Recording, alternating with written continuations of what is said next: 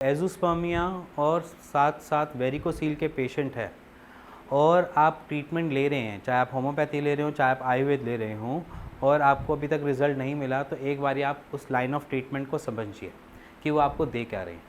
अगर वो आपको सिर्फ़ और सिर्फ एक वेरिकोसील का ट्रीटमेंट साथ में कर रहे हैं, ना उस पर आपके नील्स पम्प काउंट पे काम किया जा रहा है, तो उनसे पूछिए इन सब चीज़ों के बारे में। या फिर वो आपके सिर्फ नील्स पम्प काउंट पे काम कर रहे हैं, वेरिकोसील पे भी नहीं जा रहे हैं, तो आप उनसे फिर भी पूछिए। वो इसलिए पूछना ज़रूरी है क्योंकि जब हम कोई भी ट्रीटमेंट करते हैं तो यहाँ पर लाइन ऑफ ट्रीटमेंट दोनों को पैरेलली ही चलाना पड़ेगा, क्योंकि बहुत सारे रीज़न होते हैं कि वेरिकोसील की वजह से भी ब्लॉकेज क्रिएट हो सकती है, पॉसिबिलिटी है। तो हम क्या करते हैं कि जो ब्लॉकेज होती है या जिस वजह से ब्लॉकेज हुई है उसके ऊपर भी हम काम करें, जिसकी वजह से नील्स पम्प काउंट ब्लॉकेज की वजह से ना हो। बहुत सारे पेशेंट्स हमारे पास आते हैं, मैं आपको उस रिपोर्ट्स बिफोर आफ्टर की दिखाऊंगा, जिनको सिर्फ और सिर्फ ब्लॉकेज की वजह से ही नील्स पम्प काउंट आ रहे थे। वो एकदम से ही 60 मिलियन हो जाते हैं, एकदम से ही 30 मिलियन एकदम पहली रिपोर्ट में आने स्टार्ट हो जाते हैं। वो इसलिए आते हैं क्योंकि ज़्यादातर बोले केसेस जो होते हैं वो ब्लॉकेज के होते हैं, क्योंकि अगर स्पर्मेटोजेनेसिस का प्रोसेस ना चल रहा होता है या मैच्योरेशन अरेस्ट के केसेस होते हैं, वहाँ पर हम देखते हैं कि पहले 3 महीने या 2 महीने या 3 महीने में जो हमें रिज़ल्ट मिलता है वो ऐसा मिलता है कि 3 मिलियन, 4 मिलियन, 5 मिलियन, इससे ऊपर का रिज़ल्ट नहीं मिलता। जहाँ पर हम देखते हैं कि इस मंथ में 0 और नेक्स्ट मंथ में सीधा ही उन्होंने जंप कर ली 30 मिलियन की या 60 मिलियन की, वहाँ पर हमें आइडियली पता चलता है कि वो जो पेशेंट थे वो ब्लॉकेज के शिकार थे, जिसकी वजह से उनका जो स्पर्म काउंट है वो बाहर ही नहीं आ पा रहा था। बन तो रहा है बट निकल नहीं पा रहा। और बहुत सारे रीज़न होते हैं। वेरिकोसील की वजह से कुछ किसी पेशेंट्स को एट्रॉफी क्रिएट होती है।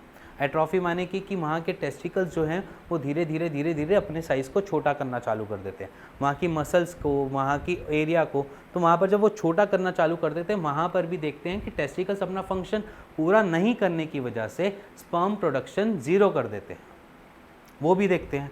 बट वो एट्रॉफी का केस बहुत लास्ट एंड में होता है जिनको वेरिकोसील और एट्रॉफी हमें मिलती है। अगर मैं अपनी पूरी उसमें लाइफ में देखूं, अगर मैं पेशेंट देखता हूं तो मुश्किल से मैंने 5 या 6 पेशेंट देखे होंगे जिनको एट्रॉफी स्टार्ट हुई है या जिनको एट्रॉफी हुई। ठीक है, उससे पहले जो वेरिकोसील के पेशेंट पूरी लाइफ ऐसे ही काट जाते हैं, उनको दिक्कत नहीं होती। बट जो स्पर्म काउंट को निकलने का वे है, अगर वो फ्री नहीं मिलेगा उनको, तो वो आएंगे कैसे बाहर? चाहे वो वेरिकोसील अपनी इन्फ्लेमेशन की वजह से रोक रहा है उनका रास्ता, या कोई आपकी सिंपल सिस्ट भी उस रास्ते को रोक सकती है। क्योंकि हम देखते हैं कि कुछ पेशेंट के अंदर सिर्फ सिंपल सिस्ट आई भी होती है।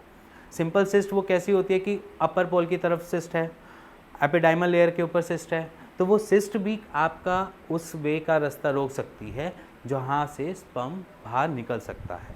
जैसे कि स्पर्मेटिकोड, अगर मैं आपको पूरा स्ट्रक्चर समझाऊंगा तो मे भी शायद आपको बहुत ज़्यादा कॉम्प्लेक्सिटी हो जाएगी कि इतना सारा कैसे। बट सिंपल भाषा में समझो, कोई भी आपकी पाइप जा रही है, पाइप का कोई भी रास्ता रोकेगा तो आगे पानी नहीं जाएगा। यही सिंपल सा रास्ता, साफ और क्लियर भाषा में। अगर मैंने वो रास्ता खोल दिया तो आपका स्पर्म भी बाहर आ जाएगा। ये हर केस में नहीं होता। अब मैं अपनी बात करूं या किसी और की बात करूं तो मैं उसमें ये कहूँगा कि सबका जो स्पर्म काउंट है वो सिर्फ वेरिकोसील नहीं रोक रहा, उसके पीछे अलग रीज़न होते हैं।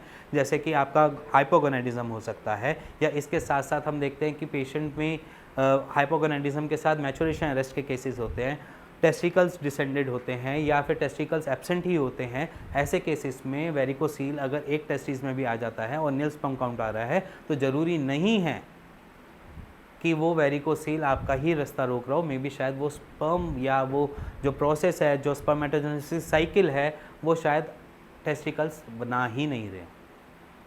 तो सिंपली अगर आप बहुत लंबे टाइम से ट्रीटमेंट ले चुके हैं या बहुत लंबे टाइम से कोई भी दवाइयाँ खाए जा रहे हैं, तकरीबन साल सवा साल से, तो शायद आपको एक टेस्ट आपको करवाने की नीड है जिसमें आपको ये पता चले कि मेरे टेस्टिकल्स के अंदर स्पर्मेटाज़ोआ है या नहीं, या स्पर्म है या नहीं।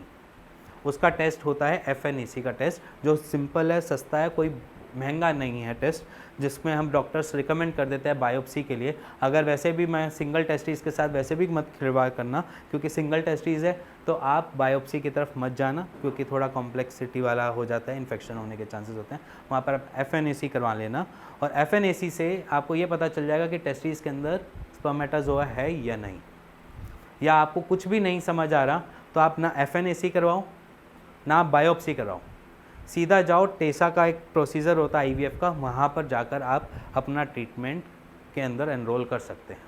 उसमें आपको ये भी पता चल जाएगा कि अंदर स्पर्म है या नहीं, और अगर है तो उससे एम्ब्रियोस तो बन सकते हैं, एज इन बाहर बनेंगे, या आप बाहर की तरह एक तरीके से टेस्ट ट्यूब बेबी की तरह बनेंगे, बट एज अ बेबी तो कंसीव कर सकते हैं। और अगर आपको कुछ भी समझ नहीं आ रहा हो कि कहाँ से कैसे शुरुआत करें, तो आप मेरे को अपनी रिपोर्ट्स को नीचे दिए हुए नंबर पे सेंड कर सकते हैं और मेरी टीम से बात कर सकते हैं और उसका एक राइट सोल्यूशन ले सकते हैं। इसी के साथ साथ मिलेंगे नेक्स्ट वीडियो में नेक्स्ट टॉपिक पे। तब तक के लिए नमस्कार, सत श्री अकाल, आदाब।